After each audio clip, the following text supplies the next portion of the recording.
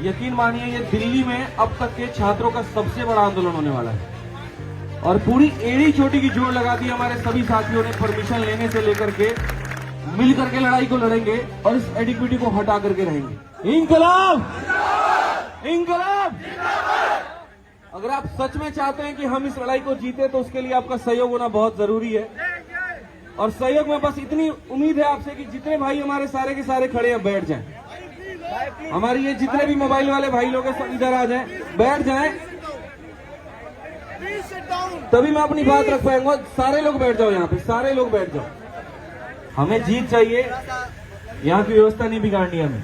सभी लोगों से एक छोटी सी उम्मीद है हमारी और पूरा मेरा आग्रह है, रिक्वेस्ट है कि तो अपने वॉलंटियर्स का बात माने। किसी भी तरीके से किसी भी सूरत में यहाँ पर व्यवस्था नहीं बिगाड़नी है। यकीन मानिए ये दिल्ली में अब तक के छात्रों का सबसे बड़ा आंदोलन होने वाला है और पूरी एड़ी चोटी की जोड़ लगा दी हमारे सभी साथियों ने। परमिशन लेने से लेकर के इसको बढ़िया तरीके से करने तक, तो आप सब मिलकर के इस व्यवस्था को बनाए रखने में बहुत मदद करें हमारी। और आप लोगों से बहुत उम्मीद है हमारी, मिल करके लड़ाई को लड़ेंगे और इस एडिक्विटी को हटा करके रहेंगे। पेपर में जो जितनी अवस्था है वो सारी आप लोगों को पता है कि कैसे सेंटर्स दूर दिए जा रहे हैं। मैंने पूरे बढ़िया तरीके से वीडियो बना करके भी आप लोगों को दिखाया कि कैसे रिमोट एक्सेस के माध्यम से पेपर को एक्सेस किया जाता है।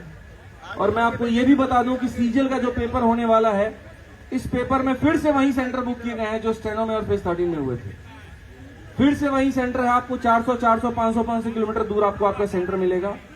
फिर से आपके साथ सेंटर में वही दिक्कतें आएगी। भाई साहब नारा आके यहाँ पे लगा लीजिए, आ जाइए यहाँ पे, आ जाइए। बाकी लोग भी बैठे हुए आ जाइए, मानते हैं सभी लोग आते रहे। किसी भी हाल में किसी भी सूरत में प्रशासन को यह मौका ना दें कि वो आपको यहां से उठा दे। प्रशासन आपके सुरक्षा के लिए है, आपके लिए है, चंद वीडियोस के लिए, चंद रील के लिए यहाँ पर जो है व्यवस्था बिगाड़ने की जरूरत नहीं है। नहीं तो चाहे कोई भी व्यक्ति हो, हमें उसे बाहर निकालना पड़ेगा। इसीलिए आप आए, आप हमारे साथ जुड़े, आप आवाज को ऊपर तक लेकर के जाएं, लेकिन ऐसा मौका हमें ना दें।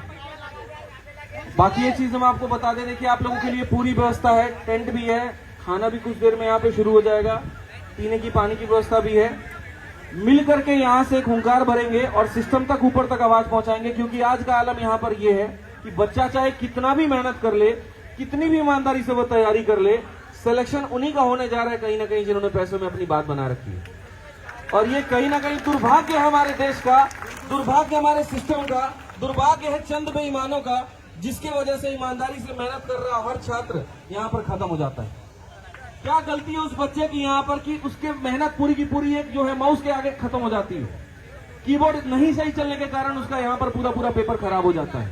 उस बच्चे की क्या गलती थी यहाँ पर, जिसने पूरे साल ईमानदारी से तैयारी की, ईमानदारी से पढ़ाई की और सेंटर दूर होने के कारण वो पेपर नहीं दे पाया।